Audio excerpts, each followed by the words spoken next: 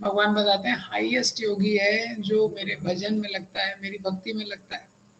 और फिर 7वें अध्याय में भगवान उसका नॉलेज देते हैं, अपने बारे में भगवान नॉलेज देते हैं, बताते हैं कि 4 प्रकार के लोग जो मेरी भक्ति में लगते हैं, 4 प्रकार के लोग जो मेरी भक्ति में नहीं लगते हैं।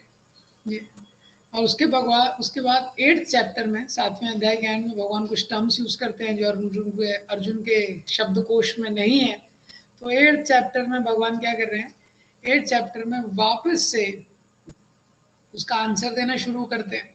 जब आंसर देना शुरू करते हैं 7 क्वेश्चन को तो 2 श्लोकों में ही आंसर कर देते हैं, जो 8वां श्लोक है।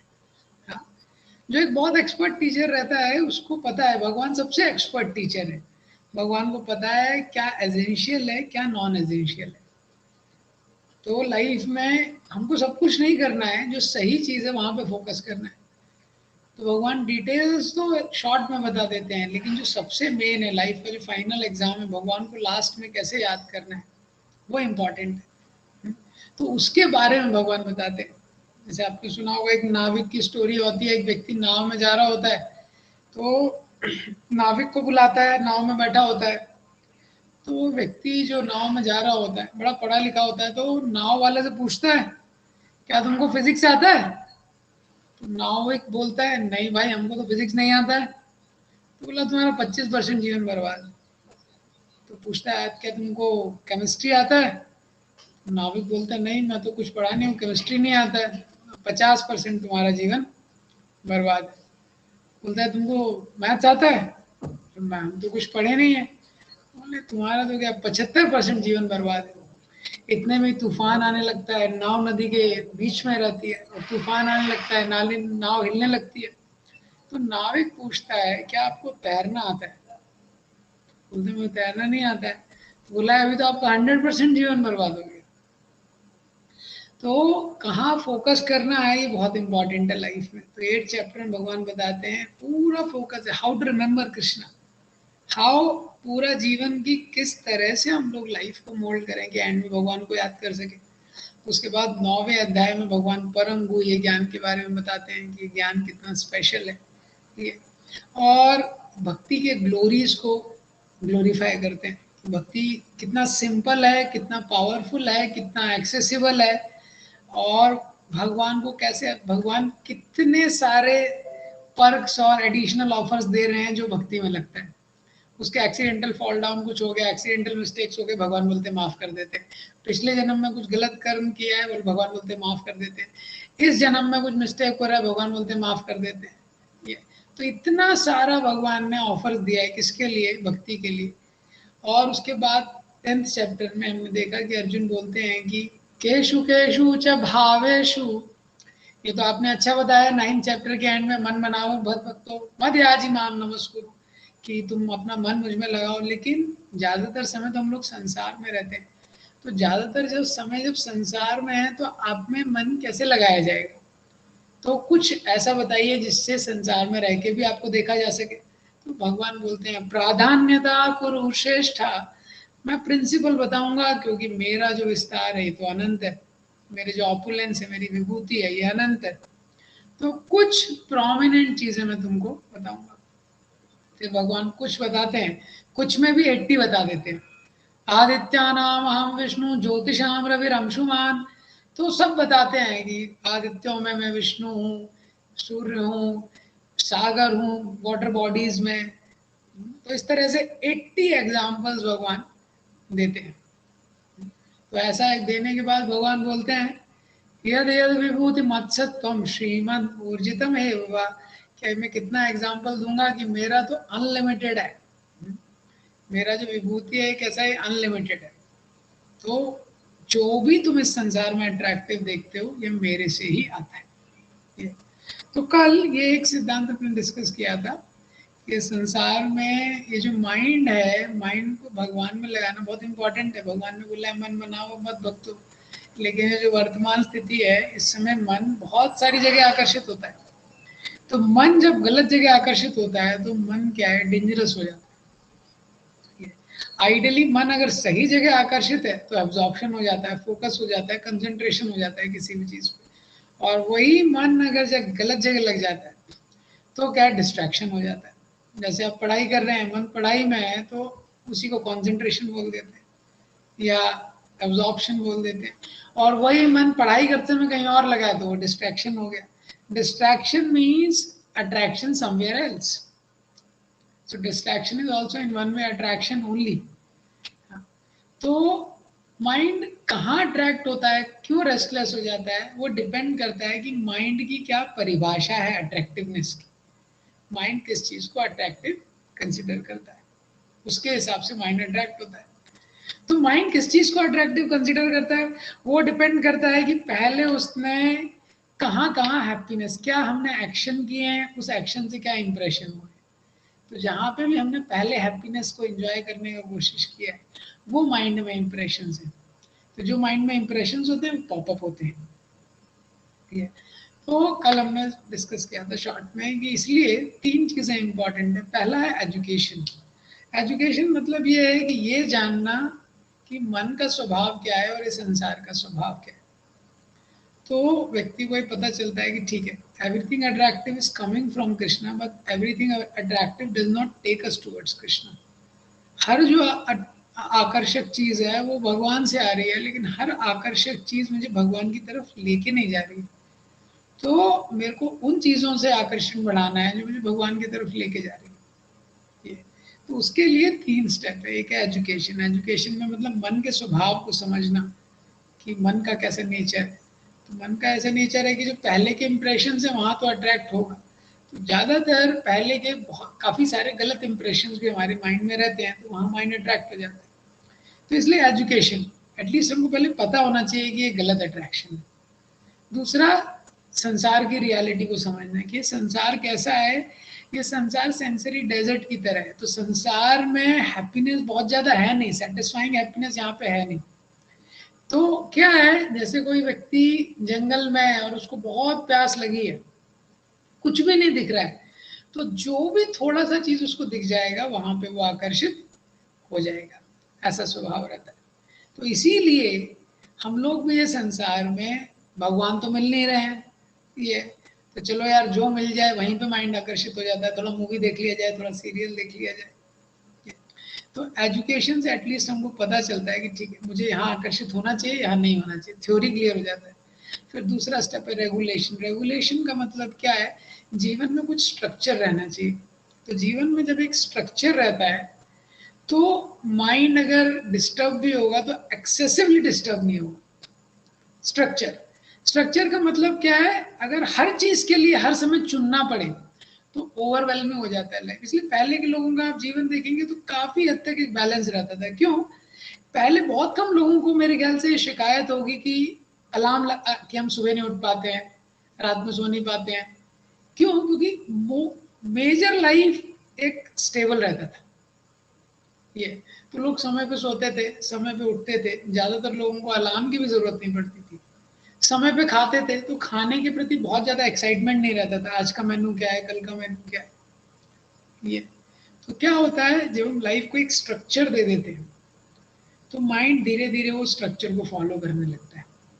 और अगर हर दिन व्यक्ति को चुनना पड़े, नहीं आज क्या खाना है, आज क्या खाना है, अब कल कितने बजे उठना है, आज कितने बजे उठे थे, तो बेसिकली क्या है, माइंड बहुत रेस्टलेस हो जाता है। जो प्रॉब्लम हम आज के डेट में फेस करते हैं, जैसे कल्पना कीजिए, जैसे आपको एक मैसेज टाइप करना है और आपको मैसेज टाइप करना है, तो सोचिए अगर हर समय आपसे पूछा जा रहा है, अच्छा आपको फॉन्ट क्या यूज करना है, जैसे आप टाइप कर रहे हैं आ रहा है फॉन्ट क्या यूज करना है, फिर आ रहा है कि आपको क्या फॉन्ट साइज लेना है, फिर आप टाइप करने जा रहे हैं, वो पूछ रहा है कि आपको अंडरलाइन कर रहा है कि नहीं, फिर आप टाइप करने जा रहे हैं तो पूछ रहा है ठीक है बोल्ड करना है कि नहीं, फिर आप टाइप करने की कोशिश कर रहे हैं, पूछ रहे हैं कलर कौन सा यूज करना है, फ्रस्ट्रेट हो जाएंगे आप, मुझे यार सिंपल सा मैसेज टाइप करना है।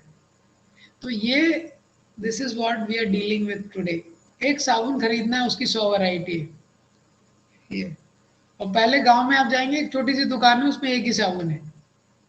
तो ऐसे हमारा ह्यूमन कॉन्शियसनेस वेस्ट हो जाता है। इसलिए एजुकेशन। दूसरा है रेगुलेशन, लाइफ को एक स्ट्रक्चर देना, वो रूल्स को फॉलो करना, उठने का, सोने का, खाने का, इसका एक पैटर्न होना चाहिए।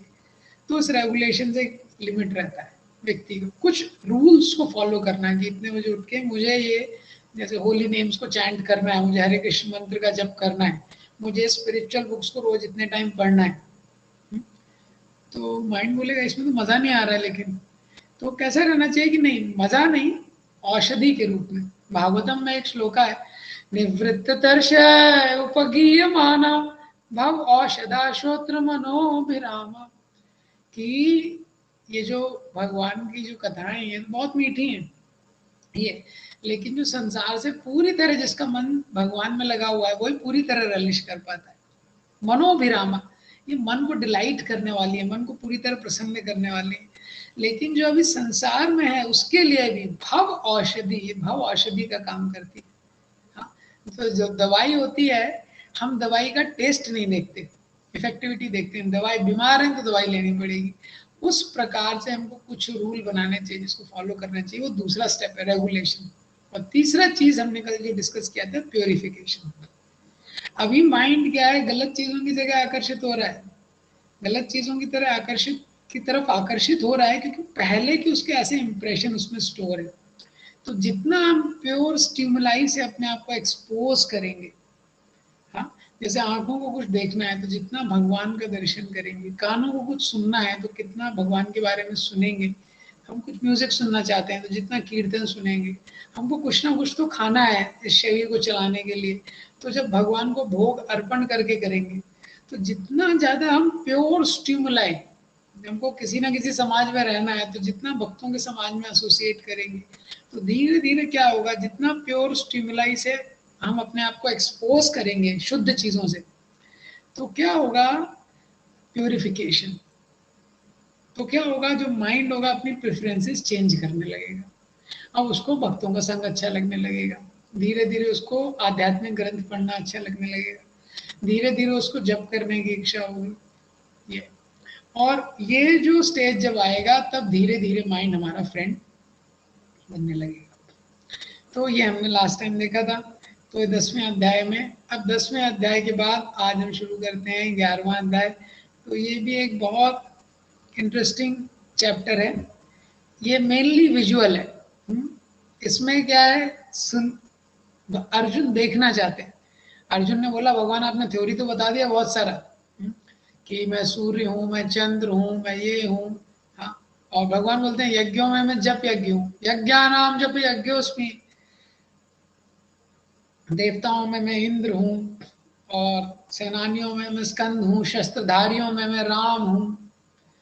तो इस तरह से बहुत सारी चीज बताते हैं कि मैं कौन कौन हूँ। अर्जुन बोलते हैं अभी आप थोड़ा दिखाइए, अब थोड़ा विजुअल दिखाइए। तो बोलते हैं, भगवान बोलते हैं ठीक है, अब तुमको विजुअल देखना है तो विजुअल देख लो। तो इस अध्याय में भगवान दिखाने वाले हैं विजुअल फॉर्म, यूनिवर्सल फॉर्म। तो ये गीता का 11वां अध्याय, यूनिवर्सल फॉर्म। तो 10वें अध्याय में अर्जुन के भगवान ने बोला था मैं क्या बताऊं, एकांशेन स्थितो जगत, मेरे सिंगल फ्रेगमेंट में मैं पूरे यूनिवर्स को सपोर्ट करता हूँ। तो अर्जुन ने बोला अच्छा आप थोड़ा इसको दिखाइए जो आपने बोला है। हाँ, तो यहाँ से 11वां अध्याय शुरू होता है। तो अर्जुन बोलते हैं 11वें अध्याय में, मोहोयम विगतो मम, मेरा मोह चला गया है, श्रुतो विस्तर सोमया, क्योंकि मैंने विस्तार पूर्वक आपके बारे में श्रवण किया है। ये श्रवण की महिमा है, जितना हम श्रवण करेंगे, जितना क्वालिटी हियरिंग होगा, उतना क्लैरिटी आएगा कॉन्शियसनेस में। फिर अर्जुन बोलते हैं मेरी इच्छा है क्या, द्रष्टुम इच्छामि ते रूपम, मेरी इच्छा है मैं आपके उस रूप को देखना चाहता हूँ जिसके बारे में आपने बताया है। हाँ, लेकिन अगर आपको सही लगता है तो मन से यदि तत्शक्यम मया दृष्टम विधि प्रभो, अगर आपको लगता है कि मैं सक्षम हूं तो आप कृपा करके मुझे दिखाइए। तो भगवान बोलते हैं जो इच्छा, पश्य में पार्थ रूपाणी, भगवान बोलते हैं देखो अब मेरे इस रूप को, बहूनि अदृष्ट पूर्वाणी पश्याश्चर्याणि भारता, तो अब ये जो रूप है इसको देखो और इसमें आश्चर्यों से भरा हुआ ये रूप है। पश्या दया सचराचरम मम देहे गुणाकेशा, अब जो तुम्हें रूप देखने वाले हो उसमें चर और अचर, एनिमेट, इनएनिमेट, इन सबको तुम देखोगे मेरी हाँ, लेकिन इस रूप को देखने के लिए तुमको दिव्य चक्षु चाहिए। ददामि दिव्यम ददामि ते चक्षु, तो मैं तुमको दिव्य चक्षु प्रदान करता हूँ। भगवान अपने विश्व रूप को दिखाते हैं और उसी के एंड में भगवान काल रूप को दिखाते हैं। तो विश्व रूप में अर्जुन देखते हैं सब कुछ, भगवान के रूप में देखते हैं सब कुछ जो भगवान ने बोला था, अश्विनी मारुदगण देवतागण यक्ष गंधर्व तप सिद्ध, सब कुछ देखते हैं अर्जुन। हाँ, और उसका ना कोई एंड है, उसकी हाइट अगर बोले हम लोग 5'12", 5'6", अनलिमिटेड हाइट है। हाँ, और यहाँ पे होता है 5 वाट का बल्ब, 10 वाट का बल्ब। हाँ, लेकिन अनेकों अनेकों सूर्य चमक रहे हैं, इतना लाइट निकल रहा है उससे। और फिर काल रूप देखते हैं कि सब लोगों का मृत्यु हो रहा है। तो ये भगवान दिखाते हैं। श्री भगवान वाचा पश्य मे पार्थ रूपाणी शतोथा सहस्त्रशा नाना विधानि दिव्यानि नाना वर्ण कृतानि च। भगवान अर्जुन को बोलते हैं, हे अर्जुन तुम मेरा वो रूप देखो। हाँ, ये जो मेरा रूप है ये कैसा है, शतोथा सहस्त्रशा। हाँ, हजारों हजारों हजारों इसके, इसमें तुम देखो हजारों हजारों तरह के रूप, हजारों हजारों तरह के वर्ण, अनेक अनेक अनेक वर्ण, मतलब अनेक अनेक जो कलर है उसके तुम फॉर्म देखो। पश्चादित्यान वसुन रुद्रान, इसमें तुम क्या देखोगे, आदित्य। हाँ, जो अदिति के 12 पुत्र हैं, वसु जो अष्ट वसु हैं, रुद्र जो रुद्र निकले हैं, अश्विनो मारुतस्तथा जो अश्विनी कुमार हैं, जो 49 मरुत हैं, उन सबको देखोगे। बहुनी अदृष्ट पूर्वानी, हाँ, और जो भी तुमने पहले नहीं देखा है, पश्य आश्चर्याणि भारत, न जो कभी पहले देखा है न जो कभी पहले सुना है, वो तुम इस रूप में अभी देखोगे। यह कस्तम जगत कृष्णम पश्चादया सचराचरम मम देहे गुणाकेशा यच्चा अन्य द्रष्टुम इच्छसि।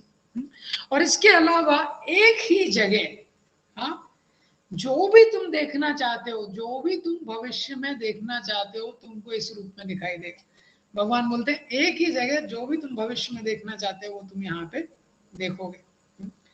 अब क्यों अर्जुन ने पूछा भगवान से कि आप मुझे रूप दिखाइए? पहला रीजन प्रभुपाद जी बताते हैं, जिससे कि भविष्य में कोई ये ना बोल सके कि मैं भगवान हूं। तो हम देखते हैं कलयुगा में सुपरमार्केट लगा हुआ है गॉड्स का भी, तो कितने सारे लोग क्लेम करते हैं हम भगवान हैं, हम भगवान हैं। हाँ, तो ये बहुत मतलब कलयुग में लोग भी इतने मतलब अनइंटेलिजेंट है या कि अल्प बुद्धि वाले हैं, वो भी उनको भगवान मान लेते हैं। हाँ, थोड़े समय पहले, मतलब काफी समय, थोड़े समय पहले वो चल रहा था कि साउथ इंडिया में एक केस चल रहा है, तो 2 लोग हैं वो बोल रहे हैं हम कल की अवतार हैं, और उनका कोर्ट में केस चल रहा है, जज को डिसाइड करना है कौन कल की अवतार है। तो अर्जुन ने इसलिए बोला कि फ्यूचर में, हाँ, लोगों को भरोसा और लोगों को पता चले कि भगवान क्या होता है। तो कोई बोलता है कि भगवान हो तो उसको अपना विश्व रूप दिखाना चाहिए। तो भगवान अर्जुन को अनेक अनेक रूप दिखाते हैं, अनेक वंडरफुल फॉर्म। भगवान बोलते हैं जो तुमने कभी देखा और सुना नहीं है वो मैं तुम्हें दिखाऊंगा, सारे ब्रह्मांड को एक जगह दिखाऊंगा। हाँ, पास्ट प्रेजेंट फ्यूचर, और भगवान उसको चक्षु देते हैं। अब देखिए जो देख रहे हैं, तो अर्जुन जो देख रहे हैं, सबसे पहले संजय वर्णन करते हैं। इस चैप्टर में 3 वर्णन है विश्व रूप के। पहले भगवान वर्णन करते हैं, तो भगवान वर्णन करते हैं 5 से 8 श्लोक में। उसके बाद 9 से 14 श्लोकों में संजय वर्णन करते हैं कि ये विश्व रूप कैसा है। उसके बाद अर्जुन वर्णन करते हैं। तो तीनों एक ही रूप को देख रहे हैं, लेकिन अपना अपना डिस्क्रिप्शन। तो संजय बताते हैं अनेक वक्त्र नयनम अनेक अद्भुत दर्शनम अनेक दिव्य आभरणम दिव्यानेक आद्यत आयुधम दिव्यमालंबरम धरम दिव्य गंधानुलेपनम सर्वाश्चर्यमयम देवम अनंतम विश्वतो मुखम। अनेक वक्त्र नयनम, अनेक वक्त्र, अनेक अनेक माउथ हैं, वक्त्र मतलब अनेक अनेक मुख हैं उसके, अनेक, इतनी ज्यादा आंखें हैं, बहुत आंखें हैं। अनेक अद्भुत दर्शनम, बहुत वंडरफुल विजन्स। अनेक दिव्य आभरणम, इतने सारे भूषणों से, गहनों से सुशोभित है, सब दिव्य हैं। दिव्य अनेक उद्यत आयुधम, तो दिव्य शस्त्र हैं, दिव्य आभूषण हैं, दिव्य मालाएं पहनी हुई हैं, दिव्य गंध, दिव्य सुगंध है। दिव्य शब्द का मतलब क्या होता है? जो इस लोक का नहीं है, एक अर्थ ये है यहाँ पे। हाँ, वो मतलब सांसारिक नहीं है, कोई संसार के गेंदे के फूल की माला नहीं पहनी है विश्व रूप ने। हाँ, तो सांसारिक नहीं है वो, हर चीज दिव्य है। हाँ, जैसे कोई बोलता है ना कुछ भी इंडिया का नहीं है, घर में सब इम्पोर्टेड है, ये क्या है? ये दिव्य है, दिव्य है, संसार का ही नहीं है। अब वो कैसा है वो विश्वरूप? दिवी सूर्य सहस्रस्या भवेदा युगपत उत्थिता यदि भासदृशी सा स्यात् भासस्तस्य महात्मना। अगर हजारों सूर्य एक साथ उदय होंगे तो भी बोलते संजय शायद इतना प्रकाश नहीं होगा जितना रोशनी विश्व रूप से निकल रहा है। अब अर्जुन उसका वर्णन शुरू करते हैं। अर्जुन वाचा पश्यामि देवस्तव देव देहे सर्वांस्तथा भूत विशेष संज्ञान ब्राह्मणमीशं कमलासनस्थं ऋषिं च सर्वान् अनुरागश्च दिव्यान्। तो अर्जुन बोलते हैं भगवान मैं देख रहा हूँ कि आपके शरीर में सारे देवता हैं, देवांस्तव देव देह, सारे देव आपके उसमें हैं, अनेक अनेक प्रकार की जीवात्माएं हैं।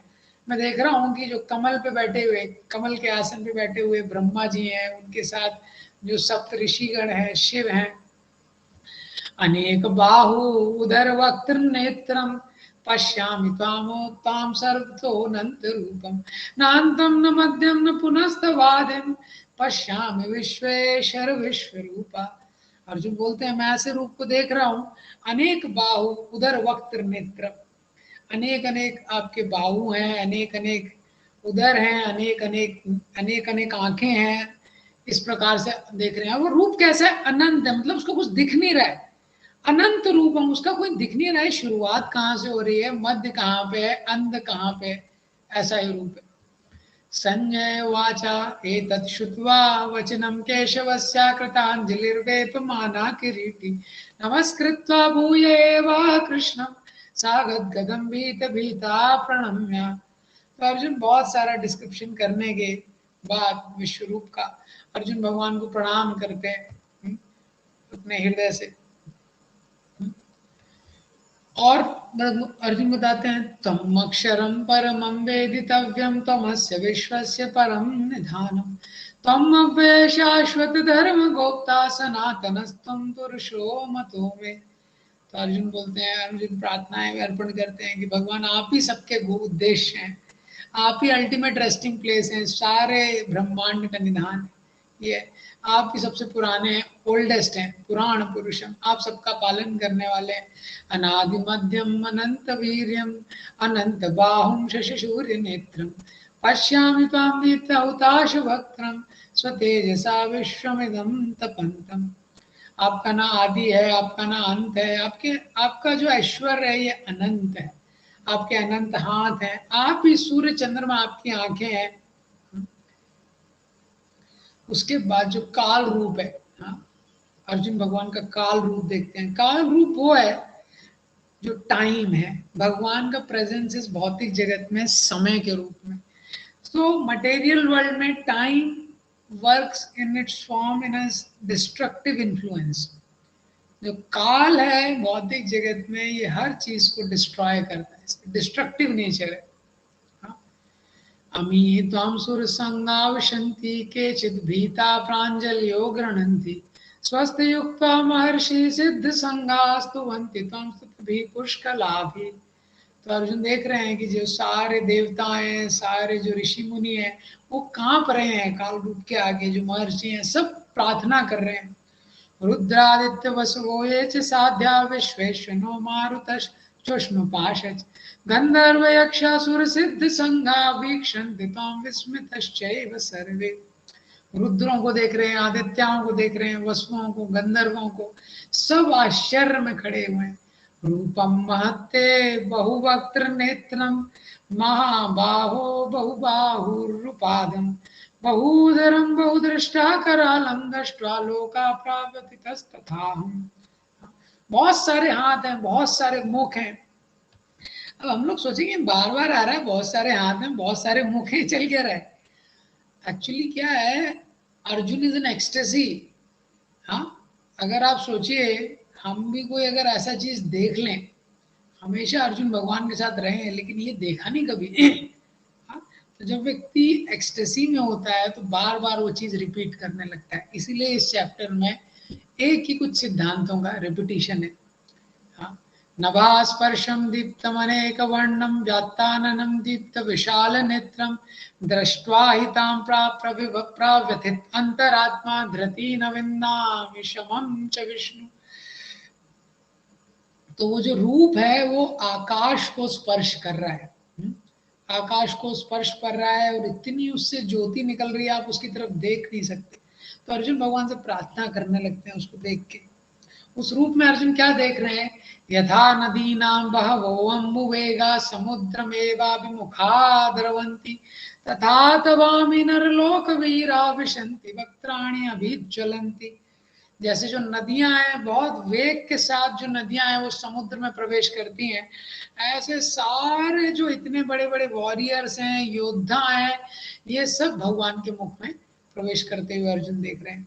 यथा प्रदीप्तम ज्वलतम पज्ज्वलनम प्रतंगा विशन्ति नाशाय समृद्ध वेगा तथैव नाशाय विशन्ति लोकास्तवापि वक्त्राणि समृद्ध वेगा। जैसे जो पतंगे होते हैं, जैसे जो पतंगे होते हैं तो वो आग में प्रवेश करते हैं, वैसे ही सब लोग भगवान के मुख में प्रवेश कर रहे हैं।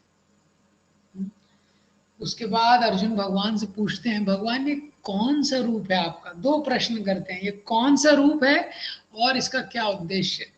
तो भगवान बोलते हैं, कालोस्मि लोकक्षय कृत प्रवृद्धो। भगवान बोलते हैं मेरा काल रूप है। तस्मादुत्तिष्ठ यशो लभस्व जित्वा शत्रून् भुक्ष्व राजः समृद्धम् मय्येवेते निहिता पूर्वमेव निमित्त मात्रं भव सव्यसाची। तो अर्जुन भगवान को बोलते हैं, भगवान अर्जुन को बोलते हैं मेरा काल रूप है। और भगवान बोलते हैं मैं सबके काल रूप के द्वारा तुमको दिखाने वाला हूँ कि मैं ही मेन करने वाला हूँ सब कुछ। हाँ, इसलिए तुम उठो, तस्माद उत्तिष्ठ यशो लभस्व, तुम उठो और यश को प्राप्त करो। ये सारे शत्रुओं को मैंने पहले ही मार दिया है। निमित्त मात्रम भव सव्यसाची, जस्ट बिकम माय इंस्ट्रूमेंट। द्रोणम च भीष्मम च जयद्रथम च कर्णम तथान्यानि योध वीरान मया हतं स्वजहिमावतिष्ठा युध्यस्व जेतासि रणे सपत्नान्। अर्जुन देखते हैं उस विश्व रूप में द्रोण जा रहे हैं, भीष्म जा रहे हैं, जयद्रथ जा रहे हैं, कर्ण जा रहे हैं, यही सारे प्रमुख योद्धा थे। हाँ, तो भगवान ने अर्जुन को बोला था कि जो भी तुम भविष्य में देखना चाहते हो वो सब देखोगे। हाँ, तो पहले ही भगवान ने दिखा दिया कि मेरे द्वारा मारे जाने वाले।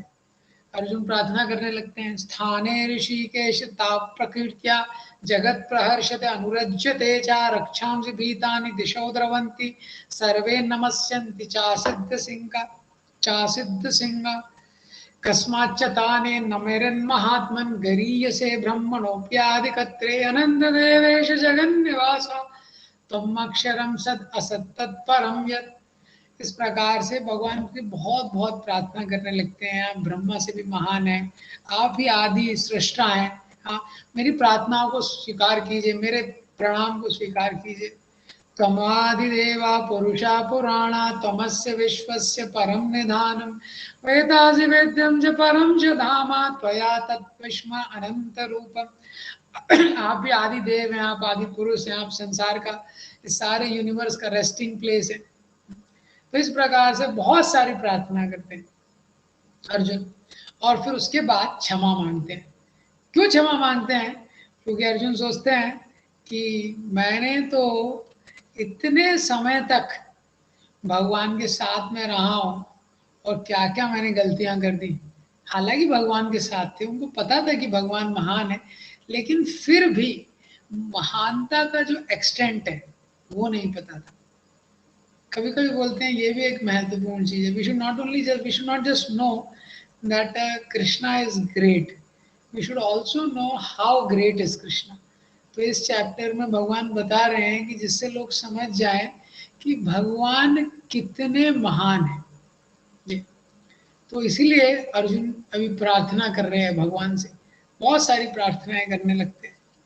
तो अर्जुन बोलते हैं सखेति मत्वा प्रसभम यदुक्तम, हे कृष्ण हे यादव हे सखेति, अजानता महिमानं तवेदं, मया प्रमादात् प्रणयेन वापि, यच्चावः स्वार्थं सत्कृतोऽसि, विहारशय्यासन भोजनेषु एकोत्तमपि अच्युत तत्समक्षं, तत्क्षामये त्वम् अहं प्रमेयम्। कि हे सखा, कि हे भगवान, मैंने कभी कभी आपको कृष्ण बोला, यादव बोला, सखा बोला, मुझे पता नहीं था, अजानता, आपकी महिमा के बारे में जानता नहीं था मैं, तो प्रमाद में कभी कभी आपके साथ में एक साथ सो जाता था, तो आप इसके लिए मुझे माफ कीजिए। पितासि लोकस्य चराचरस्य त्वमस्य पूज्यस्य गुरुर्गुर्यान्, न तत्समो अस्य अभ्युदिका कुतन्यो लोकत्रये प्राप्य प्रतिम प्रभाव। तो आप तो सारे लोक के लोगों के पिता हैं, चर और अचर के गुरु हैं, आप सबके द्वारा पूजनीय हैं। हाँ, तो इस प्रकार से अर्जुन बहुत प्रार्थना अर्पण करते हैं। और अदृष्ट पूर्वम रिष्टोस्मि दृष्ट्वा भयेन चाप्राव्यथितो मनो में, तदेव मे दर्शय देव रूपम, प्रसीद देवेश जगन्निवास। अर्जुन भगवान को बहुत प्रार्थनाएं करने के बाद बोलते हैं कि आप मुझे अपना साधारण रूप दिखाइए, इस रूप को देख के मैं बहुत व्यथित हो रहा हूँ, प्राव्यथितम मनो में, मेरा जो मन है बहुत विचलित हो रहा है इस रूप को देख के। तो उसके बाद भगवान उनको रूप दिखाते हैं, अपने चार भुजाओं वाला रूप दिखाते हैं। भगवान बोलते हैं न वेद यज्ञेर अध्ययन दाने न चाक्रियाभिर्न तपोभिरुग्रे, एवं रूपा शक्यम अहम न लोके द्रष्टुम तदन्येन कुरु प्रवीरा। ये जो तुम वेद रूप देख रहे हो, न वेद के द्वारा, न यज्ञ के द्वारा, न दान के द्वारा, न क्रिया के द्वारा, न तप के द्वारा कोई भी ये रूप देख सकता है। तो इस प्रकार से भगवान अर्जुन को बताते हैं। तो ये हमने इस अध्याय को शॉर्ट में देखा। ये अध्याय एक्चुअली विजुअल है, इस अध्याय में विजुअल चीजें ज्यादा हैं। बेसिकली क्या है, इस अध्याय को रिलीज करने का तरीका ही यही है कि आप श्लोक पढ़िए, उसका मतलब देखिए, क्योंकि अर्जुन सब देख रहा है, उसका डिस्क्रिप्शन कर रहा है। संजय डिस्क्राइब कर रहे हैं, संजय के बाद अर्जुन डिस्क्राइब कर रहे हैं, और भगवान खुद भी डिस्क्राइब कर रहे हैं। तो वो सब देखने के बाद अर्जुन एक काल रूप देखता है, तो देखता है काल के समय से सबका अंत हो रहा है। ये तो भगवान बताते हैं, ये संसार में भगवान काल के रूप में, जिसको बोलते हैं टाइम फैक्टर, भगवान बोलते हैं टाइम आई एम। ये तो ये समय है, ये भगवान की एक शक्ति है। ये संसार में हम समय को जब भी मैनेज करना चाहते हैं, तो हमको लगता है कि कितने कम समय में कितनी ज़्यादा चीज़ें हम कर लें, कितना इफिशिएंट हम लोग हो जाएं, ये कंसिडर करते हैं। लेकिन जो हमको शास्त्र बताते हैं कि ये जो समय है, time is the energy of Krishna. भगवान बोलते हैं कालोस्मी, टाइम आई एम। ये तो समय भगवान की शक्ति है। ये तो समय जो है उसको मैनेज करने का सबसे पहला अंडरस्टैंडिंग क्या है कि हम समझें कि does not belongs to me. ये जो समय मेरे पास है, ये मेरा नहीं है, किसी और का है जो मुझे दिया गया है। जैसे हम बोलते हैं कि जो शरीर है ये रेंटेड बॉडीज है। हाँ, हम ये रेंटेड बॉडीज में, जब आप किसी किराए के मकान में रहते हैं, आपको पता है कि कुछ समय बाद खाली करना है। इसी तरह हम लोग कुछ समय के लिए, हमको ये शरीर दिया गया है, और उस समय के बाद ये शरीर हमसे ले लिया जाएगा। सॉरी। तो इसीलिए ये बहुत महत्वपूर्ण है कि हम टाइम का वैल्यू करें। ये संसार में सबसे इम्पोर्टेंट, किसी के जीवन का आपको क्वालिटी देखना है, you have to see how they are spending their time, what are the things, कौन सी चीज़ों में वो समय व्यतीत कर रहे हैं और कैसे अपना समय व्यतीत कर रहे हैं। तो ज़्यादातर लोग इस मनुष्य जीवन को बहुत ही कहना चाहिए कि बहुत ही अंडर यूटिलाइज करते हैं। अगर मिस यूटिलाइज नहीं करते तो अंडर यूटिलाइज करते हैं ज़्यादातर लोग। जैसे कि देखिए, एक उदाहरण रहता है कि जैसे कोई व्यक्ति है, उसके पास दो चीज़ें हैं, एक ट्रैक्टर है, एक मर्सिडीज बेंज है। आपको पता है ट्रैक्टर होता है जिससे खेत जोता जाता है, मर्सिडीज बेंज होती है जो काफ़ी कॉस्टली रहती है। हाईवे पे चलने के लिए वो गाड़ी है, लेकिन अब उसको खेत जोतना है, लेकिन उसका ट्रैक्टर खराब हो जाता है। तो जब ट्रैक्टर खराब हो जाता है तो इंडिया में तो क्या है कि जो भी चीज़ हमारे पास अवेलेबल है उसका ही हम उपयोग करते हैं। तो मर्सिडीज बेंज को सोचता है कि ठीक है चलो इसी में हल लगाओ, इसी से जोता जाए, तो मर्सिडीज बेंज से खेत जोतने लगता है। तो अगर वो मर्सिडीज बेंज से चलो ये आपके लिए क्वेश्चन है, मर्सिडीज बेंज से अगर वो व्यक्ति खेत जोत रहा है तो उसको क्या क्या प्रॉब्लम आएगी? बताइए जरा, क्या प्रॉब्लम आएगी अगर कोई व्यक्ति मर्सिडीज बेंज से खेत जोत रहा है? क्योंकि इस प्रश्न के उत्तर में ही बहुत इंपॉर्टेंट चीजें हैं। ओके, लोग हंसने लगेंगे, लेकिन और भी सीरियस प्रॉब्लम आएंगी।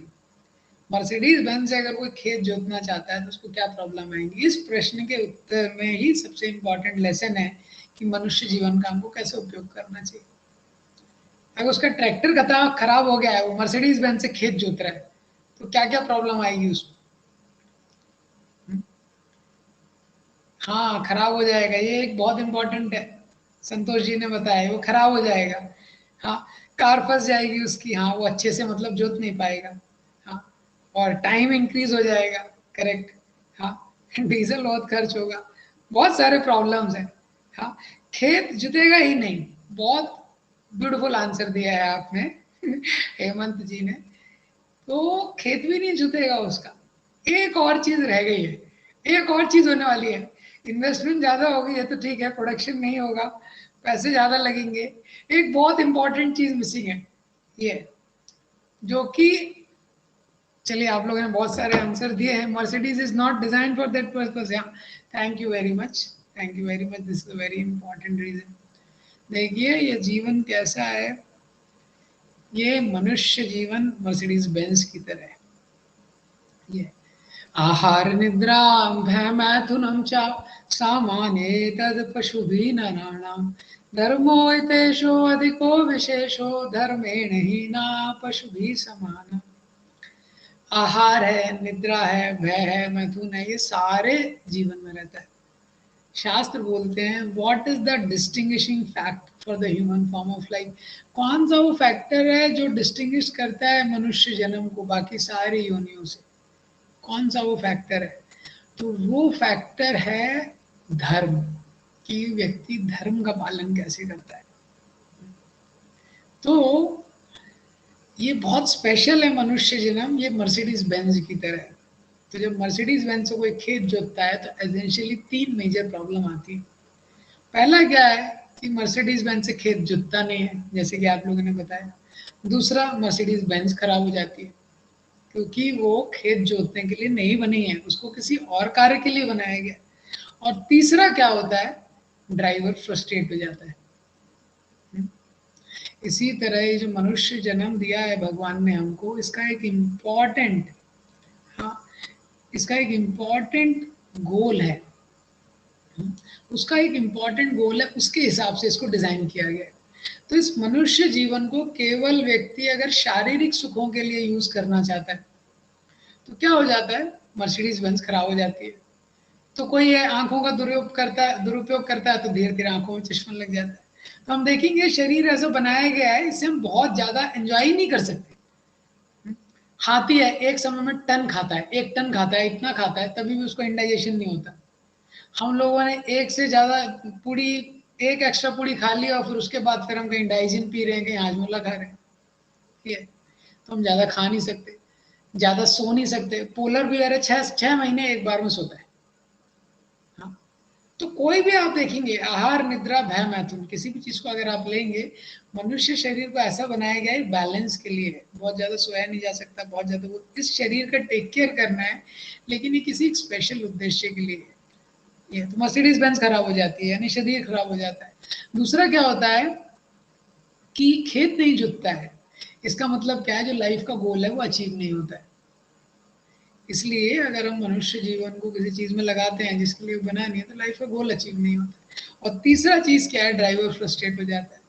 तो हम लोग देखते हैं कि बहुत कुछ करने पर भी जीवन में एक असंतुष्टि रहती है, हृदय के अंदर एक असंतुष्टि, एक फ्रस्ट्रेशन रहता है। जब तक ये आध्यात्मिक जीवन और हमारी भौतिक जिम्मेदारियां, मटेरियल लाइफ, स्पिरिचुअल लाइफ, ये ट्रेन की दो पटरियों की तरह हैं, दो ट्रैक्स की तरह हैं। ये भौतिक लाइफ भी, बॉडी है तो बॉडी का भी टेक केयर करना पड़ेगा, हम बॉडी को छोड़ नहीं सकते, लेकिन स्पिरिचुअल लाइफ भी इक्वली इंपॉर्टेंट है। तो जनरली बॉडी का तो हम लोग टेक केयर करते हैं, उसके लिए ज़्यादा क्लासेस की ज़रूरत है नहीं, तो स्पिरिचुअल लाइफ को जनरली निग्लेक्ट करते हैं। तो आप समझ लीजिए कोई ट्रेन है, एक ट्रैक पे चल रही है, तो कितना डिसबैलेंस रहेगा। हाँ, आवाज़ आएगी, इनकन्वीनियंस होगा, प्रॉब्लम होगा, फ्रस्ट्रेशन होगा, और वैसा ही जीवन ज़्यादातर लोग व्यतीत करते हैं। और थोड़े समय तक ऐसा जीवन व्यतीत करने के बाद उनके मन में ये परिभाषा आ जाती है कि जीवन, जिंदगी इसी का नाम है, जीना इसी का नाम है, ऐसा सोचने लगते हैं ये।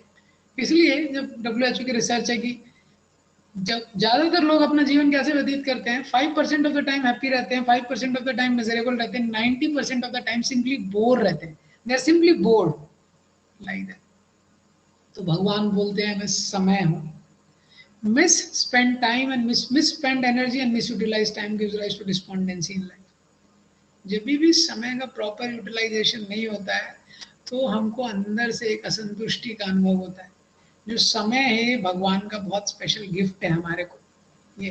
तो कोई किस, जो आपसे कोई बहुत प्रेम करता है, कोई बहुत बड़ा व्यक्ति है, उसने आपको कोई बहुत इंपॉर्टेंट चीज गिफ्ट दी है, तो आपका एक कर्तव्य है कि उसको इस तरीके से you should utilize it in such a way so that the original owner becomes happy। तो हमको उस तरह से समय का उपयोग करना चाहिए, समय का निवेश करना चाहिए, जिससे कि भगवान हमसे प्रसन्न हो ये। तो इसीलिए हमको बहुत थॉटफुली टाइम का यूटिलाइजेशन करना चाहिए। भगवान बोलते हैं मैं काल हूँ। ये देखते हैं समय के प्रभाव से ये संसार में सब चीजें डिस्ट्रॉय होती। समय के प्रभाव से कितनी बड़ी बड़ी सभ्यताएं थी, यूनान मिस्र रोमा सब सब चले गए संसार से। हम देखते हैं कोई इस जगह जहाँ पे अभी है नहीं, कितने बड़े बड़े रूलर्स आए, कितने। हिस्ट्री क्या है? History means it's the story of successful people who are dead now. जिनका हम नाम हिस्ट्री में सुनते हैं, तो कितने बड़े लोग थे और वो चले गए। ये समय का प्रभाव है। समय के प्रभाव से सब चेंज हो जाता है। एक बार एक राजा था, उसने अपने मंत्री से पूछा भगवान क्या करते हैं? हर किसी का जॉब डिस्क्रिप्शन है, भगवान का क्या जॉब डिस्क्रिप्शन? तो एक एनेक्डोट, तो वो मंत्री ने, तो समझ नहीं आया उसको, राजा ने वापस पूछा तो उसके पास उसका आंसर नहीं मिला। तो राजा ने बोला अगर तुम मुझे कल तक नहीं बताओगे तो तुमको तुम्हारा सर कलम कर दूंगा। तो मंत्री को थोड़ा टेंशन हो गया, तो ढूंढ के लाया, तो उसको एक मिला, एक ब्राह्मण मिला। उसने बोला मैं बता दूंगा, सिंपल है, बता दो। तो उसको लेके आया, तो ब्राह्मण को जब वो लेके आया तो ब्राह्मण से राजा बैठे थे। राजा ने बोला बताओ भगवान क्या करते हैं? तो राजा काफी ऊपर वाली सीट में बैठे थे, ब्राह्मण नीचे था। ब्राह्मण ने बोला अरे मैं आपको बताऊंगा तो सही, लेकिन नॉलेज कभी नीचे से ऊपर थोड़ी जाता है, ऊपर से नीचे आता है ना। आपको सीखना है तो पहले नीचे बैठना पड़ेगा। तो राजा बोलते ठीक है। राजा नीचे आ जाता है, ब्राह्मण ऊपर बैठ जाता है। तो राजा फिर से पूछता है बताओ भगवान क्या करते हैं? तो ब्राह्मण बोलते हैं यही करते हैं भगवान, जो नीचे होता है उसको ऊपर कर देते हैं, और जो कोई ऊपर रहता है, कभी ज्यादा घमंड रहता है, उसको नीचे कर देते हैं। हालांकि ये बहुत साधारण सा स्टोरी है। सिद्धांत क्या है कि इस संसार में सारी चीजें क्षणिक हैं। इस संसार में काल का प्रभाव कैसा है? Time, everything becomes destroyed with time. With time everything becomes destroyed. ये काल का प्रभाव है इस संसार में। तो इसीलिए हमको बड़ा सतर्क रहना चाहिए। इसलिए शास्त्र बोलता है कि समय जो है क्या है, खजाने के समान है, बहुत इंपॉर्टेंट ट्रेजर है। Use it judiciously, wisely. ये बहुत स्पेशल ट्रेजर है। तो कोई बहुत इंपॉर्टेंट आपके पास खजाना है, आपके पास संपत्ति है, तो आपको बड़े सोच के उसको लगाना चाहिए, कहाँ लगाना है। जैसे आप, हमारे पास पैसा रहता है तो हम बड़े सोच के इन्वेस्ट करते हैं, कौन से शेयर्स खरीदने हैं, कौन से स्टॉक मार्केट में इन्वेस्ट करना है, कौन से म्यूचुअल फंड में डालना है, कितना डिविडेंड होगा, कितना बढ़ेगा। अगर आपको बोला जाए कि आप, हमारी ये फैक्ट्री है, ये फैक्ट्री में आप इन्वेस्ट कीजिए और हम आपको 100% गारंटी देते हैं कि ये जो हमारी फैक्ट्री है ये दिवालिया होने वाली है, इसका हम आपको 100% गारंटी देते हैं कि ये जो हमारी फैक्ट्री है क्या होने वाली है, दिवालिया होने वाली है। ऐसा एडवर्टीजमेंट अगर कोई करता है, उस फैक्ट्री में कोई इन्वेस्ट करेगा पैसा? आप में से कोई इन्वेस्ट करना चाहेगा उसमें पैसा? तो शायद कोई भी इन्वेस्ट नहीं करना चाहेगा। आई होप सो कोई भी बुद्धिमान व्यक्ति इन्वेस्ट करना नहीं चाहेगा, लेकिन जनरली हम वहीं पे इन्वेस्ट कर रहे हैं। तो सबसे सबसे मूल्यवान खजाना है जो समय है हमारे पास मनुष्य जन्म में, और हम उसको किस में इन्वेस्ट कर रहे हैं? केवल इस शरीर में और शरीर से संबंधित जो चीजें हैं। अब आप में से किसी को डाउट है कि ये श्योर है कि ये शरीर का एक दिन नाश होने वाला है? आप में से किसी को डाउट है कि एक दिन डेथ होने वाला है? ये क्लियर है कि नहीं है? तो हम सबको क्लियर है, death is inevitable, like that. तो हम सबको ये क्लियर है, और उसी शरीर में हम सारा अपना समय इन्वेस्ट करते हैं। ये तो यही एक सबसे बड़ा आश्चर्य है इस मनुष्य जन्म का।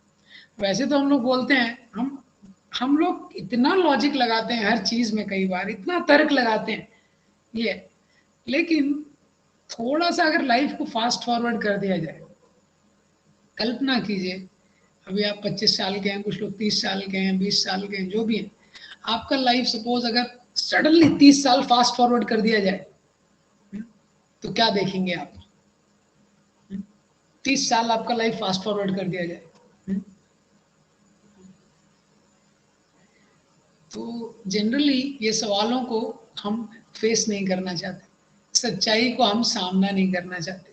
ये तो हम लोग इतना दिमाग लगाते हैं कई बार लाइफ में उसको ऑर्गेनाइज करने में, हम जो सबसे इम्पोर्टेंट एस्पेक्ट है स्पिरिचुअल लाइफ, उसको इतना ज्यादा निगलेक्ट करते हैं, और पूरा इन्वेस्टमेंट शरीर में लगा रहे हैं। लेकिन ये शरीर ऐसा है, आप कितना भी इन्वेस्टमेंट लगाइए, ये इसका स्वभाव है कि इट विल डिके। प्रकृति ने इसको ऐसा बनाया है कि it will decay with time. मुझे याद है कि मेरे दादाजी थे, he was in his late 80s, और तो उनके शरीर में कोई बीमारी नहीं था, कोई प्रॉब्लम ही नहीं था। एंड टाइम तक भी उनके चेकअप करवाए तो डॉक्टर ने बोला medically is all right, and then he told age factor. क्या? Age factor. मतलब मेडिकली तो कोई प्रॉब्लम ही नहीं है बॉडी में, age factor. Actually it's not just a age factor, it's a time factor. समय के साथ ये सबके साथ होना है, समय के साथ ये सबके साथ होना है। तो हमको बहुत इंपॉर्टेंट है समझना कि संसार का स्वरूप क्या है। नहीं तो हम अपने आप को चीटिंग कर रहे हैं, और समय निकल जाएगा, और फिर 20-25 साल बाद लाइफ तो फास्ट फॉरवर्ड नहीं होगी, तो तभी भी धीरे धीरे फॉरवर्ड तो हो ही रही है। 25 साल बाद हम देखेंगे ना शरीर में शक्ति रहेगी, ना इंद्रियों में शक्ति रहेगी, जो पैसा भी इकट्ठा करके रखा है उसके कारण और दुखी रहेंगे कई बार, ऐसा। तो इसीलिए मटेरियल लाइफ गलत नहीं है, पैसा कमाना गलत नहीं है, एम्बिशन गलत नहीं है, बिजनेस गलत नहीं है, पर लाइफ का एक ओवरऑल पर्सपेक्टिव होना चाहिए। जब हम स्पिरिचुअल लाइफ को निग्लेक्ट करते हैं तो हम एक ऐसे एंगल को निग्लेक्ट कर रहे हैं जो हमारे जीवन का बहुत ही इनडिस्पेंसेबल फैक्टर है। इनडिस्पेंसेबल फैक्टर, हम उसको निग्लेक्ट कर रहे हैं। तो ये हमको समझना चाहिए कि कितना इम्पोर्टेंट है। एक बार एक साधु थे, ये भी एक छोटा सा स्टोरी है, anecdote, I don't know how much it will exactly fit. तो वो साधु से किसी व्यक्ति ने पूछा कि आप मुझे बता सकते हैं क्या कि संसार का स्वरूप क्या है? संसार का स्वरूप क्या है? तो उसने एक दो बार मना किया, लेकिन फिर उसने बोला आप मुझे बताइए संसार का स्वरूप क्या। तो साधु ने बोला ठीक है, मैं तुमको, it's a metaphorical story to convey a lesson. ये एक मेटाफोरिकल स्टोरी है, एक लेसन कन्वे करने के लिए। तो साधु ने बोला ये तुमको मैं ये देता हूँ, ये पीले कलर का एक उसको चादर दिया, उसको बोला इसको तुम ओढ़ लेना, इसको ओढ़ोगे जब तुम्हें तो संसार का स्वरूप पता लग जाएगा, तुम्हें इसमें अपना पास्ट लाइफ दिखेगा। तो उसने जैसे ही उस चादर को घर में जाके ओढ़ा, उसने देखा अरे मैं तो गधा था, और उसने ओढ़ा तो और पिछले कुछ जन्मों में गया, कभी कुत्ता था कभी गधा था, बड़ा टेंशन हो गया उसको। और वापस ने उसने उसको ओढ़ के देखा अपनी वाइफ को, तो देखा अरे ये तो गधी थी।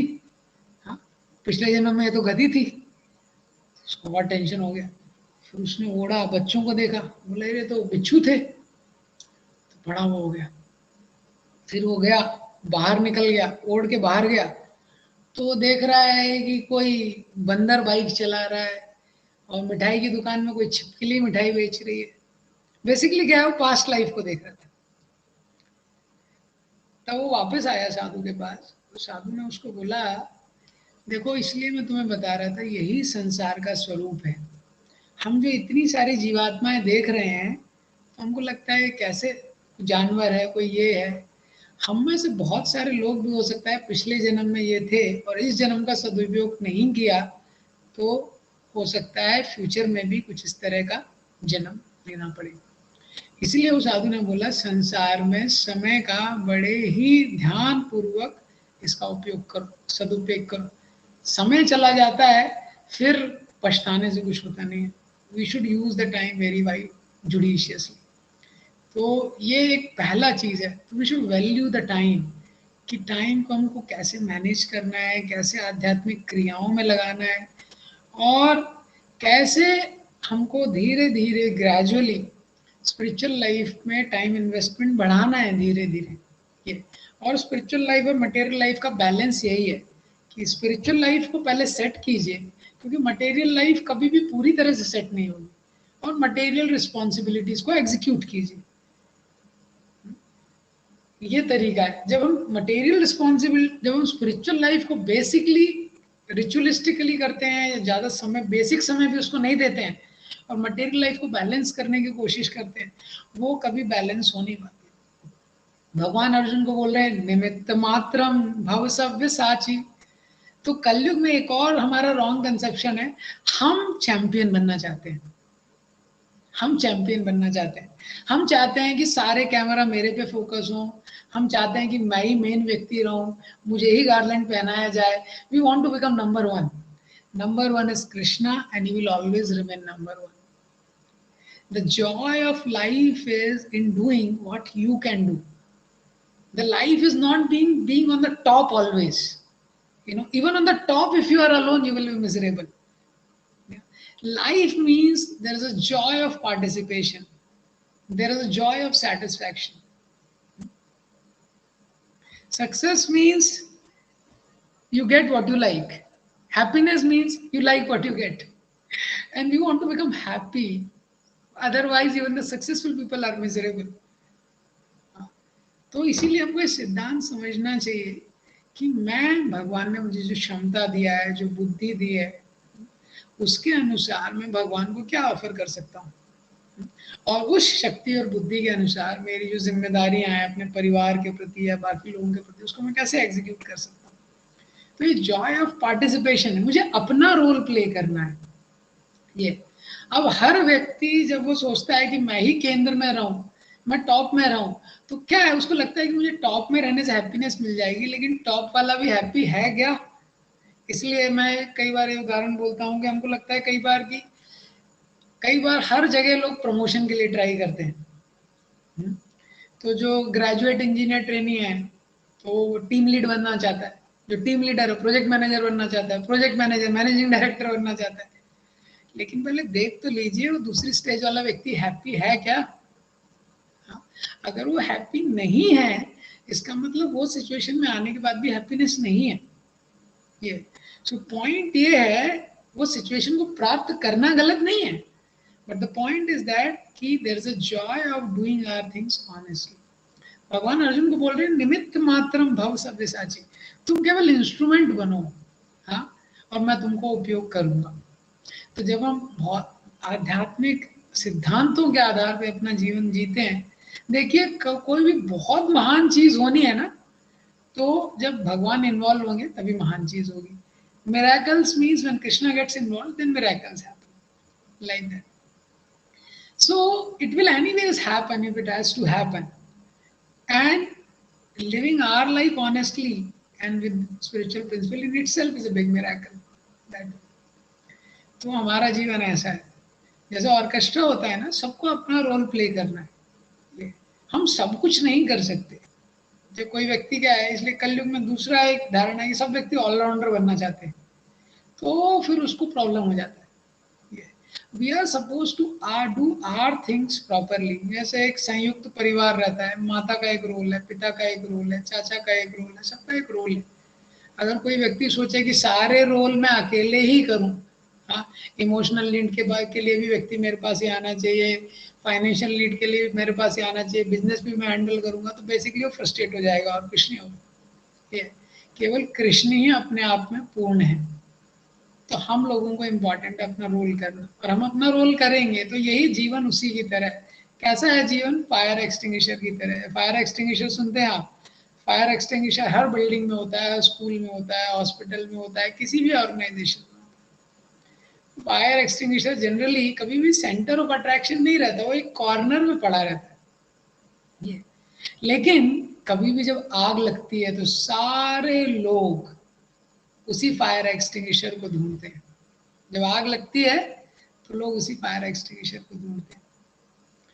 तो उस समय कल्पना कीजिए कि अगर वो फायर एक्सटिंग्विशर फुल नहीं है, वो खाली है, तो जब आप उसको डालने की कोशिश कर रहे हैं, फायर को एक्सटिंग्विश करने की चला रहे हैं, उसमें से कुछ निकल ही नहीं रहा है।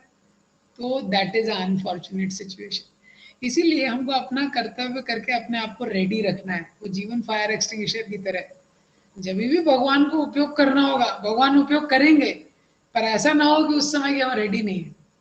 तो इसीलिए बोला जाता है life is a preparation, we should live by the right principles. एक राइट प्रिंसिपल से निमित्त मात्र, जब छोटा या बड़ा जो भी होना होगा जीवन में भगवान करवा देंगे। तो कई लोग ये परिभाषा बना लेते हैं, बड़ा कुछ बड़ा करना ही सक्सेस है। लेकिन अगर बड़ा करना ही सक्सेस है तो बड़े करने वाले लोग भी दुखी हैं, और जिन्होंने कुछ नहीं किया है वो भी दुखी हैं।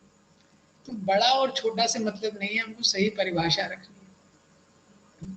सो Krishna is talking about time in this one aspect which he is talking about, the importance of time, how the time is supposed to be utilized in a constructive way, कि समय ये कितना इम्पॉर्टेंट है हमारे लिए।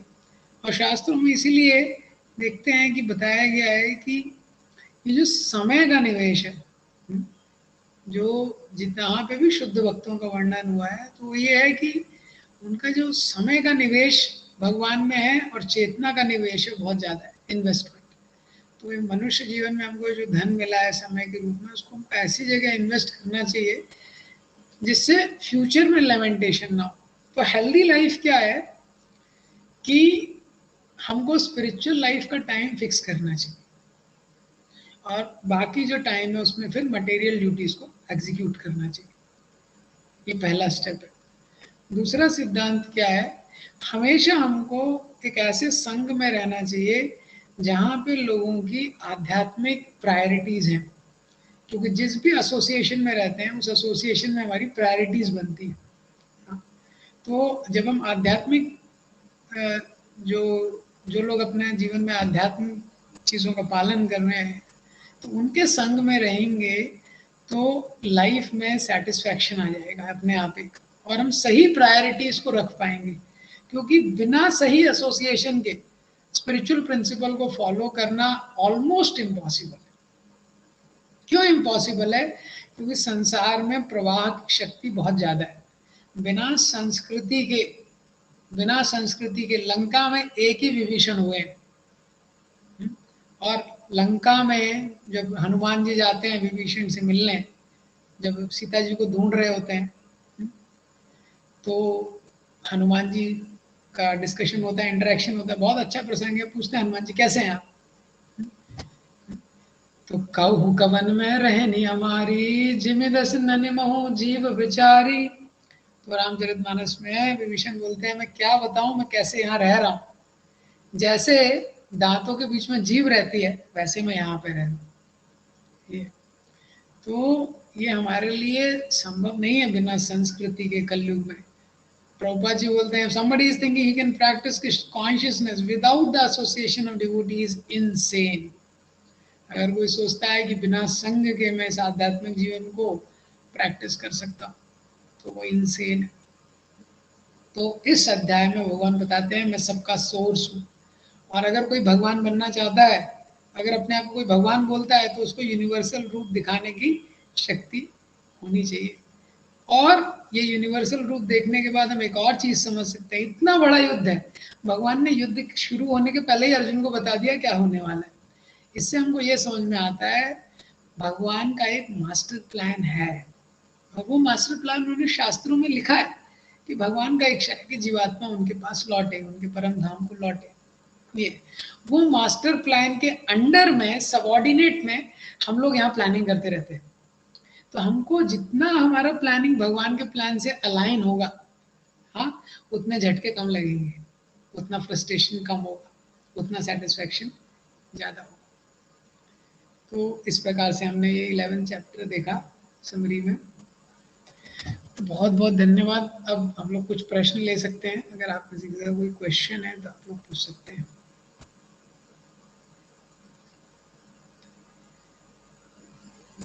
हाँ जी, शिवी जी आप पूछ सकते हैं क्वेश्चन।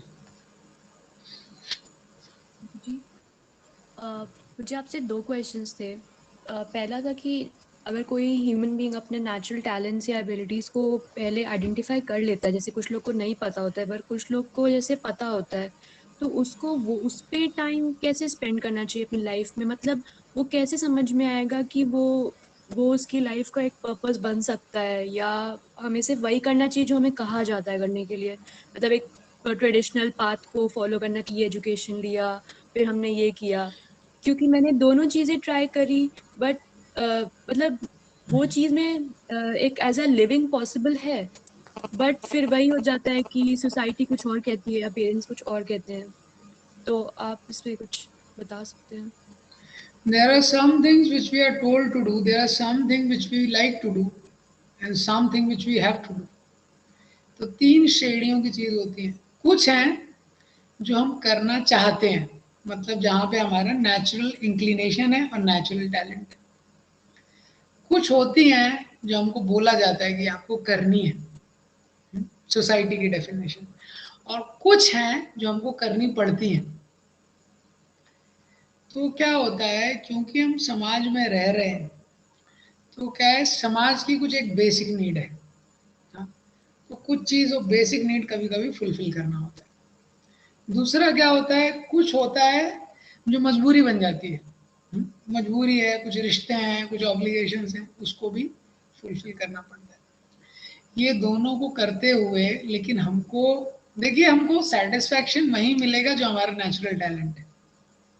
ये तो अगर कोई आर्टिस्ट है ना, तो आर्टिस्ट है, आर्ट में बहुत अच्छा है, म्यूजिक में बहुत अच्छा है, तो जब वो म्यूजिक की फील्ड में बढ़ेगा तभी उसको संतुष्टि मिलेगी। ये कोई बहुत इंटेलेक्चुअल है तो वो इंटेलेक्चुअल की फील्ड में बढ़ेगा तभी उसको संतुष्टि मिलेगी। जो हमारा नेचर है ना, नेचर के जितना क्लोज रहेंगे, क्लोज रहेंगे। इसलिए आज की डेट में आप देखेंगे बहुत सारे लोग सोसाइटी की डेफिनेशन को पकड़ के कुछ जॉब में चले जाते हैं अलग अलग, लेकिन वो जॉब, जैसे कोई व्यक्ति है वो सॉफ्टवेयर की जॉब में चला गया, अब वहां पे दुखी हो रहा है, लेकिन सॉफ्टवेयर इंजीनियर की पैसा तो मिल रहा है लेकिन दुखी है, क्योंकि नेचर के अगेंस्ट है उसके कुछ चीजें। तो कुछ चीजें हमको करनी पड़ेंगी। तो अभी जैसे हमको लिविंग करना है तो उसके लिए कुछ जॉब चाहिए, वो चाहिए, तो बेसिक आप उसको कर सकते हैं, क्योंकि हो सकता है जो हमारा टैलेंट हो उस फील्ड में अर्निंग पॉसिबल ना हो। अगर उस फील्ड में अर्निंग पॉसिबल है तो ये अच्छा है अगर हम उस फील्ड में जाते हैं, क्योंकि उस फील्ड में what will happen, there is a saying in English that if you love your work you don't have to work for a day. अगर आप अपने जो काम करते हैं वो आपके नेचर के अनुकूल है तो आपको एक दिन भी काम नहीं करना पड़ेगा, क्योंकि वो वर्क आपके लिए फन हो जाता है। You start relishing it. तो ये बहुत इंपॉर्टेंट है कि जो आपका नेचर है उसके अकॉर्डिंग उसको करने के लिए समय निकालना बहुत जरूरी है। लेकिन अगर आप सोचेंगे कि मेरे को 100% इसके लिए टाइम मिल जाए तो नहीं होगा। तो कुछ बाउंडेशन भी रहते हैं सोसाइटी के, लिविंग के, तो उसको बेसिक बेसिक फुलफिल कीजिए, नीडफुल कीजिए, और ज़्यादा टाइम अपने टैलेंट को डेवलप करने में करेंगे तो सेटिस्फैक्शन मिलेगा। यस। जी प्रभु जी, ये एक्चुअली मेरे साथ हुआ है ये, क्योंकि जैसे मुझे नहीं पता था उस फील्ड में जॉब भी होती है या कोई रखता भी होगा ऐसे जॉब पे। बट एक्चुअली मुझे जिस पे जॉब मिल गई तो सब लोग बहुत शॉक थे कि मतलब इंडिया में तो ये काम कोई करता नहीं है, तुम्हें कैसे जॉब मिल गया उस पे? तो अभी मैं स्टूडेंट हूँ बट मुझे अभी से ही मिल गया, मुझे 1 साल हो गया करते करते, और अब मैं उसमें आगे प्रोग्रेस करना चाह रही हूँ, बट फिर बहुत सारे क्वेश्चंस आते हैं कि मुझे जाना चाहिए नहीं जाना चाहिए मुझे, क्योंकि पता नहीं है आगे का क्या है, और मैं भी बहुत यंग हूँ मैं, बट फिर मुझे लगता है कि मैं आगे और पढ़ सकती हूँ, तो वो मैं साइड में करती रहूँ, और मैं इसको अपना साइड में इसे प्रैक्टिस करती रहूँ, क्योंकि जब मैं उस चीज़ से दूर जाती हूँ तब मैं अपने आप से एक्चुअली कनेक्शन टूट जाता है मेरा, मेरा मेडिटेशन ही वो एक तरीके से होता है, मेरा फ्लो बन जाता है उस चीज़ में, तो हाँ, तो वही अपने आप आपका एक लाइफ है। सेटिस्फैक्शन आती है मुझे। तो आपके लिए अगर उसमें कैरियर बन सकता है तो वो सबसे अच्छी जगह है आइडियली, जहाँ पे आपका इंटरेस्ट है, तो वो सबसे अच्छी जगह है। और बेसिक एजुकेशन लेने के बाद आइडियली उसको परस्यू करना चाहिए अगर उसमें कैरियर पॉसिबल है। जी थैंक यू। और दूसरा मेरा क्वेश्चन ये था कि एक गाइडेंस के लिए, अगर हम, आपने एक बार कहा था कि हमें किसी मैच्योर इंसान से पूछना चाहिए अगर हमें किसी चीज़ पे कोई एडवाइस चाहिए होता है, बट अगर वो चीज़ ना पॉसिबल हो तो हम स्पिरिचुअल गाइडेंस कैसे ले?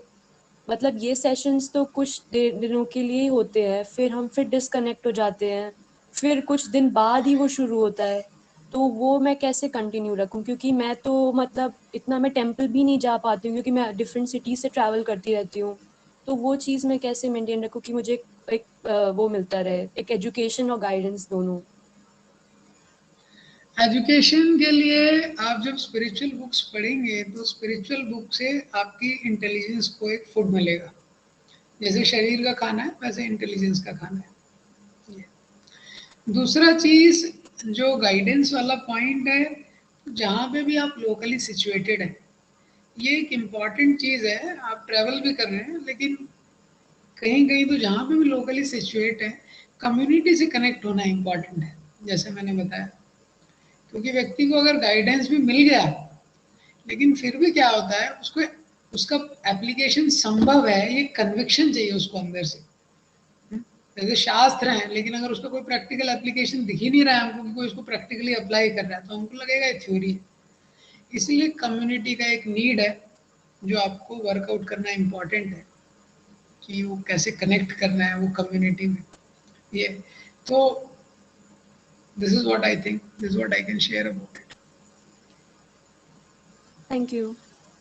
हरे कृष्ण। जी ओमकारेश्वर जी, आप पूछ सकते हैं क्वेश्चन।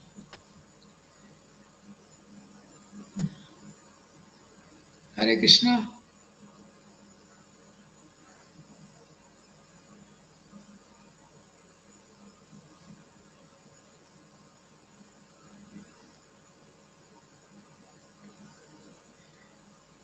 ओके, तो यहाँ पे चैट में दो क्वेश्चंस हैं। हाँ जी बोलिए ओमकारेश्वर जी, बताइए। ओके, आई थिंक कनेक्शन चला गया। जब हम अपने बारे में सोचते हैं तो संसार छूट रहा है, आप कहते हैं संसार में रहकर साधना करो। कैसे? जब हम अपने बारे में सोचते हैं तो संसार छूट रहा है। अच्छा, मुझे समझ नहीं आया क्वेश्चन आपका। ये कंचन शुक्ला जी ने भेजा है क्वेश्चन। एग्जैक्टली मुझे समझ नहीं आया कि आप क्या पूछना चाहते हैं। उसके बाद एक क्वेश्चन है, जरा जरा सा हम कुछ सीख लेते हैं तो हमको घमंड आ जाता है। घमंड क्यों होने लगता है कि मुझे ही सब कुछ मालूम है, मुझे ही सब कुछ मालूम है? ये क्योंकि हम लोग का क्या है, अभी कंट्रोलरशिप, प्रोप्राइटरशिप, इंजॉयरशिप, ये तीन मेंटालिटी रहती है। तो ये तीन मेंटालिटी के कारण हम लोग इस संसार में कुछ भी सीख लेते हैं। तो जब तक हम लोग अपने आप को कर्ता मानते हैं, ये, और ये जो कर्ता को मानने वाला चीज है, ये इतनी जल्दी नहीं जाता है व्यक्ति का। तो तब तक वो चीजों को नियंत्रण करने की कोशिश करता है। ये जो उसके पास है उसको लगता है कि इसको मैं कर रहा हूँ, ये। तो ये भाव जाएगा कैसे? इसीलिए धीरे धीरे हमको स्पिरिचुअल वे में चीजों को करना आना चाहिए। इसलिए आप देखेंगे जैसे शास्त्रों में हर चीज के पहले प्रेयर्स है। तो कोई व्यक्ति सोच सकता है हर चीज के पहले प्रेयर्स क्यों लगाया है, ये।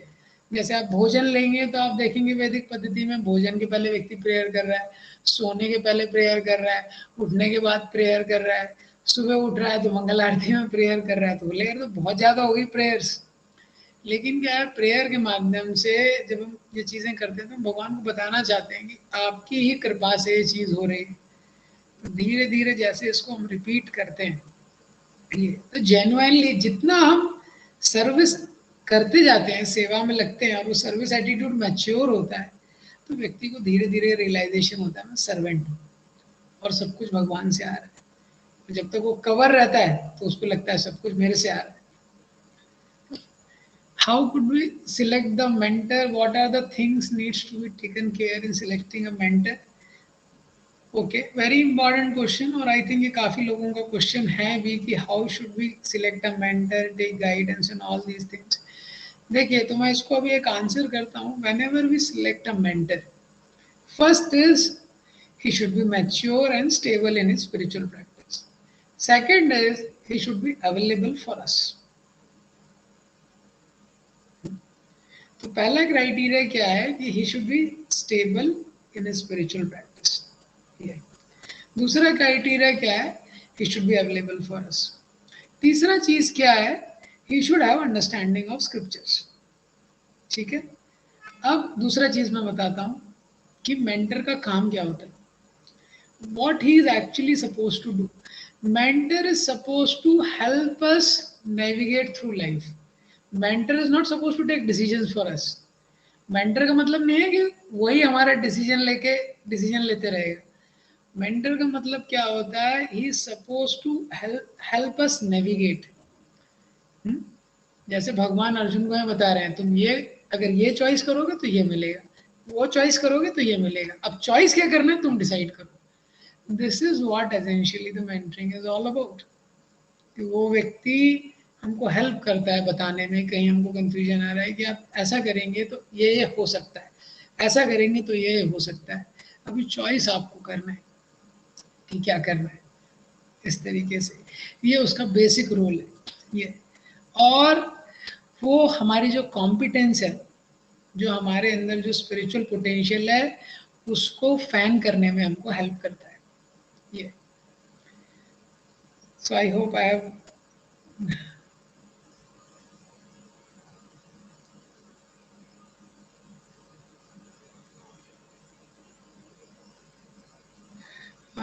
तुलसी माला और रुद्राक्ष माला में क्या अंतर है? It's these are just two different things. जैसे रुद्राक्ष का माला होता है, शिव जी के भक्त पहनते हैं, तुलसी माला, दोनों पवित्र है। अगर अगर मैं विष्णु की भक्ति करूं, कृष्ण नाराज नहीं होंगे, सेम है, कोई प्रॉब्लम नहीं है। प्रभु जी क्या मुझे गृहस्थ आश्रम में गुरु करना चाहिए?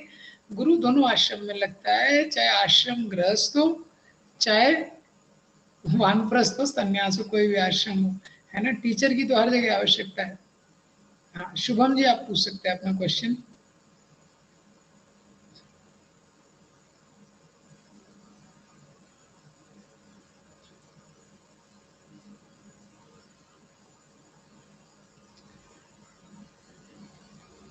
हाँ, मैंने आपका ऑन कर दिया। शुभम जी आप क्वेश्चन पूछ सकते हैं अपना।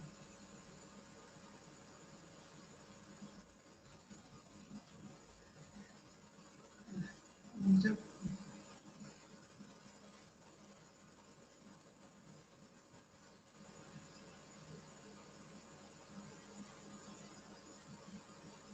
ओके, तो ये मैं एक और क्वेश्चन आंसर कर देता हूँ। यहाँ पे चैट में दिया हुआ है कि जब सब कुछ भगवान ने ही बनाया है, रचा है, पहले से ही सब कुछ निश्चित है, तो दुर्योधन जैसे लोग भगवान ने क्यों बनाए?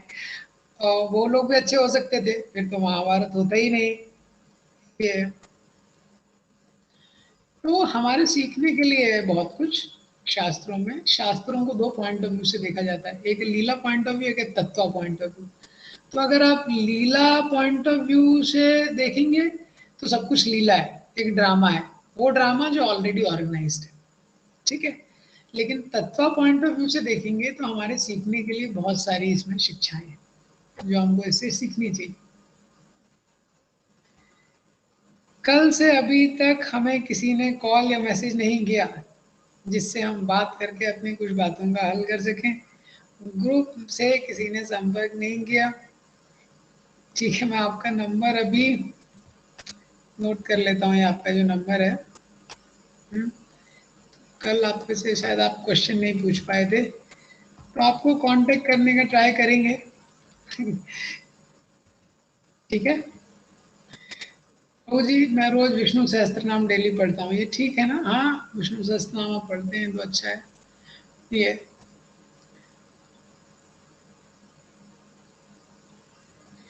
तो थैंक यू वेरी मच आप लोगों का समय देने के लिए।